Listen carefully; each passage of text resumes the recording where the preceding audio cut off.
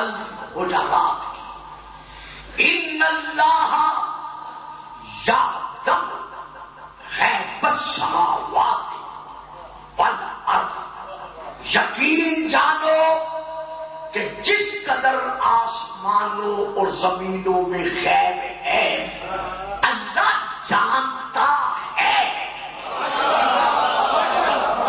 یعنی یہ نہیں ہے کہ اللہ جانتا تھا یا جانے گا، نہیں، اللہ جانتا ہے. اللہ کے علم کے سامنے نہ ماضی ماضی ہے نہ مستقبل مستقبل ہے. خدا کے علم کے لیے نہ تصور ماضی ہے نہ تصور مستقبل ہے، بلکہ اللہ کے لیے ماضی بھی حال ہے مستقبل بھی حال ہے. یعنی آپ میں سے کوئی مسلمان یہ نہیں کہہ سکتا کہ اللہ جانتا تھا یا جانے گا، نہیں، اللہ جانتا ہے. تو جب اللہ کے لیے ماضی ماضی نہیں مستقبل مستقبل نہیں تو اللہ کے علوم کے مظاہر وہی ہوں گے جو زمانے کی قید سے آزاد ہو.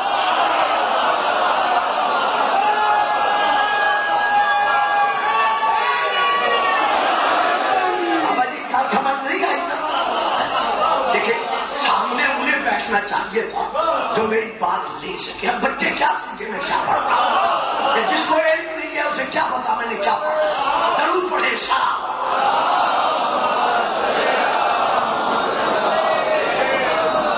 میں پھر یہاں آیت پڑھتا ہوں اسی دعوے کی دلیل کی خاطر. قل اعملوا فسيرى الله عملكم ورسوله والمؤمنون. میرا حبیب اپنے افراد امت پر اس حقیقت کو واضح فرما دیجیے کہ تم جلوت قدوں میں یا خلوت قدوں میں، یعنی جلوت میں یا خلوت میں، تنہائی میں یا لوگوں میں، جو عمل بھی بجا لاؤ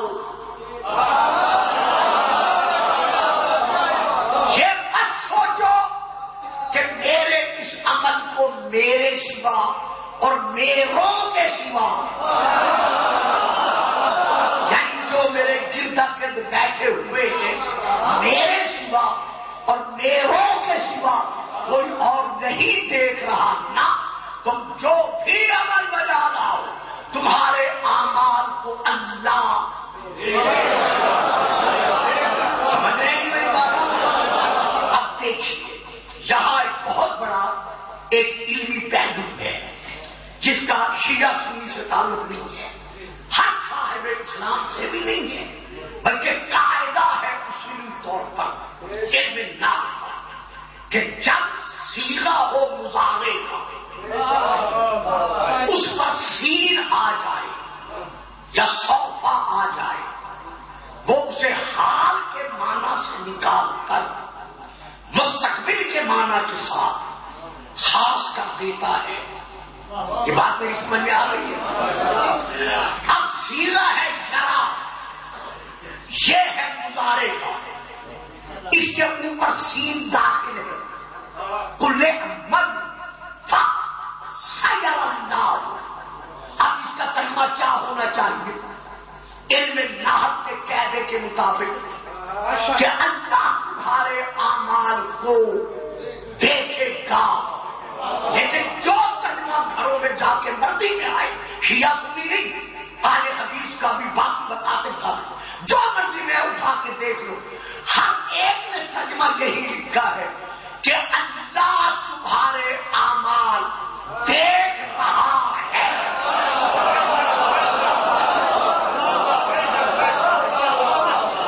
اب آگے کیا ہے؟ وَرَسُولُهُ. اب یہاں ترجمہ کیا ہوگا؟ کیونکہ سیدھا ایک ہے. اگر رسول رسول کے لیے فعل الگ ہوتا تو معنی بدل جاتا. جب اللہ اور رسول کے لیے فعل ایک ہے تو پھر معنی کیا ہوگا کہ اللہ تمہارے اعمال کو دیکھ رہا ہے اور رسول بھی تمہارے اعمال کو دیکھ رہا ہے. آگے کیا ہے؟ والمومنون، مومنون پر الف لام ہے کہ خاص مومن تمہارے اعمال کو دیکھ رہے ہیں. اب وہ خاص مومن کون ہے؟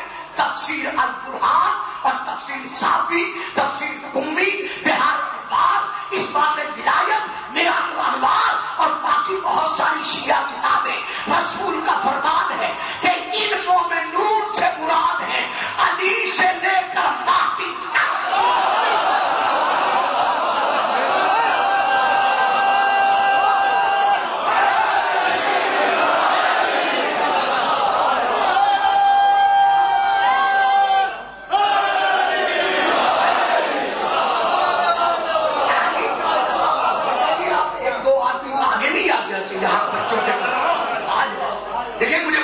ہو رہی ہے پڑھنے.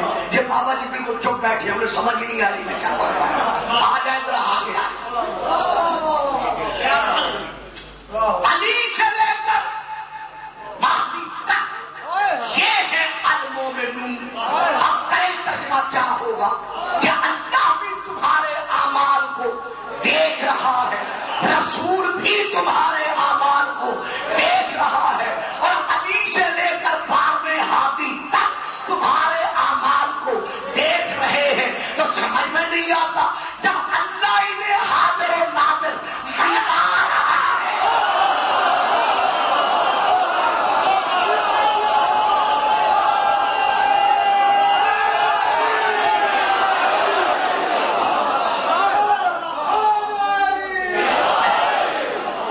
جب اللہ خود انہیں حاضر و ناظر بنا انکار کیوں کیا جاتا ہے؟ ہاں اگر رسول پہ آیت رک جاتی تو کبھی انکار نہ ہوتا.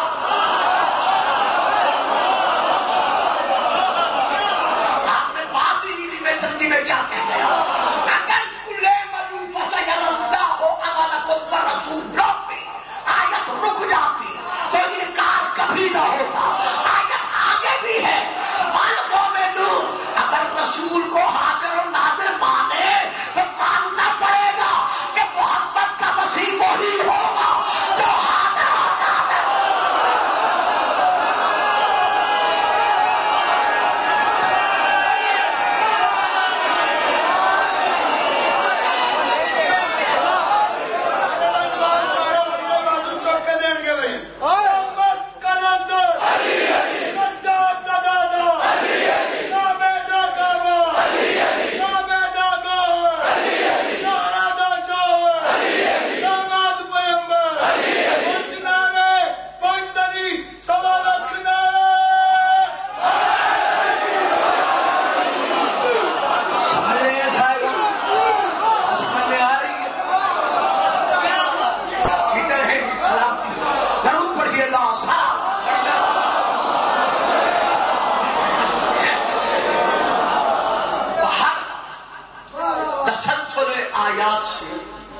یہ ثابت ہو رہا ہے کہ علم غیب صرف اور صرف اللہ ہی کی ذات کے لیے ہے. اب یہاں پر ایک شیعہ نوجوان، شیعہ میرا روحانی ایمانی بیٹا بھائی، میرا ایمانی بزرگ مجھ سے یہ سوال کرتے ہیں کہ گلفام صاحب جب اللہ کا قرآن میں فیصلہ ہے کہ علم غیب صرف اور صرف اللہ کی ذات کے لیے ہے تو پھر ہم شیعان محمد و آل محمد رسول سے لے کر بابے تک دیکھا میں فکر دے گیا یار میں اب آسان پڑھ نہیں سکتا. یعنی رسول سے لے کر بابے تک یہ 14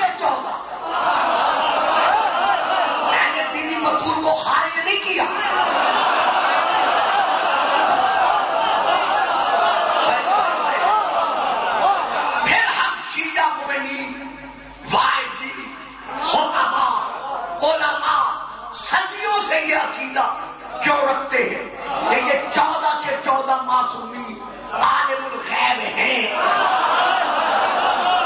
اگر کوئی میرا شیعہ بیٹا ذہن میں ابھی ایک کوشچن لے آئے کہ گلفام صاحب نے بی بی بطول کو بھی ان میں شامل کر دیا ہے، بھائی میں کہاں شامل کر رہا ہوں؟ کتاب کا نام ہے عربی میں فاطمۃ الزہرا بہجت قلب المصطفیٰ. میں وہاں سے لے کے پڑھ رہا ہوں. حضرت علی کے گھر میں سیدہ کی رخصتی کے بعد ایک یہودی نے محلے میں گلی میں مدینے میں علی سے ملاقات کر کے کہا کہ علی تو اپنے دور کا عالم الناس ہے، سب سے بڑا عالم ہے، اشجع الناس ہے، سب سے بڑا شجاع ہے. شادی وہاں کی ہے جہاں سے تیری بیوی کو جہیز میں کچھ بھی نہیں ملا. اگر میری بیٹی سے عقد کرتا تو میں کئی منہ جہیز کے بھر کر تیرے گھر پہنچا دیتا. کیسے علی نے سنا، فرمایا لا حول ولا قوت. آپ نے غور ہی نہیں کیا علی نے کیوں پڑھا. معلوم ہوا جو محبت کی مخالفت کرے علی کی نظر میں شیطان.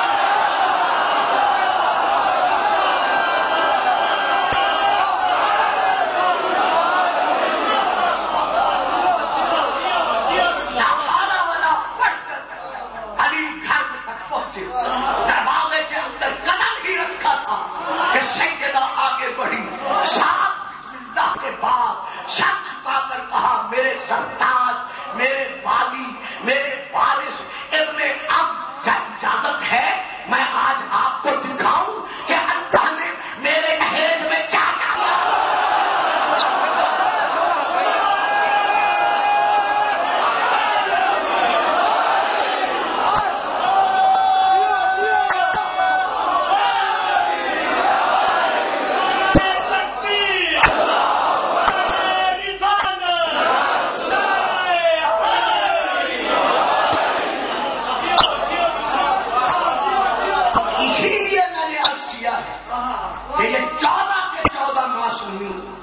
یعنی رسول سے لے کر آخری ہاتھی سوال ہوتا ہے کہ ہم ان کو عالم الغیب کیوں مانتے ہیں؟ جب اللہ فرما رہا ہے کہ غیب صرف اور صرف اللہ کے لیے تو پھر ہم ان ذوات مطہرہ کو عالم الغیب کیوں مانتے ہیں؟ دیکھیے صاحب بات ہے، سب سے پہلے ہم نے یہ دیکھنا ہے کہ غیب کی تعریف کیا ہے. پھر ہم نے یہ دیکھنا ہے کہ غیب کی کتنی قسمیں ہیں.